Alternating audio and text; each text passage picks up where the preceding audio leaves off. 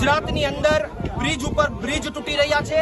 ગંભીરા બ્રિજની ઘટના બાદ જૂનાગઢ જિલ્લાના આજક ગામે બ્રિજ તૂટ્યો છે।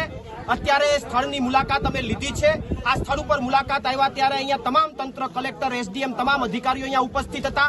એ અધિકારીઓનું એવું કહેવાનું હતું કે આ બ્રિજને અમે તોડવાનું કામ કરી રહ્યા હતા। તમે આ બ્રિજને જો તોડવાનું કામ કરી રહ્યા હોય તો ઇટાસી ઉપર હતી અને 8 થી 10 લોકો એ બ્રિજ ઉપર ઉભા હતા અને એ ઉભા હતા અને એ લોકો તોડવાનું કામ કરી રહ્યા હતા। કોઈ જવાબદાર અધિકારી હાજર નહોતો। તો આ બે જવાબદારી કોની? આ તંત્રની બે જવાબદારી છે કે જો તમે બ્રિજને તોડતા હોય તો લોકોને ત્યાંથી હટાવવા પડે, તમારે ડાયવર્ઝન આપવું પડે। તમે ડાયવર્ઝન નથી આપ્યું। અહીંના સ્થાનિક લોકોનું કહેવાનું છે કે એમણે પોતાની રીતે ડાયવર્ઝન કર્યું છે। બ્રિજ તોડતી વખતે અહીંયા કોઈ જવાબદાર અધિકારી નહોતો કે જેમણે ત્યાંથી લોકોને હટાવવાનું કામ કર્યું। કારણ કે આમની અંદર જ્યારે લોકો ગરકાવ થયા ત્યારે 8 થી વધારે લોકો નદીમાં ગરકાવ થયા અને એમાં 2 થી 3 તો નાના બાળકો હતા। કોઈ અઘટિત ઘટના બની હોત તો જવાબદાર કોણ હોત? એટલે આમના માટે બીજેપી અને અહીંનું તંત્ર જવાબદાર છે।